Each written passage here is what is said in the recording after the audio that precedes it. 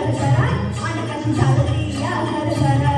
आता कांदाला भाकरी खाऊद्या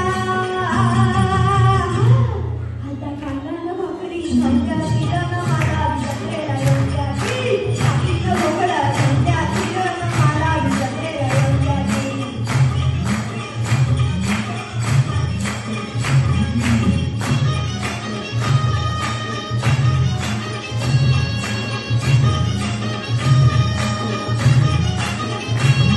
पळपळून म्याचं उठुरं वळी करून अंड्यात खुरं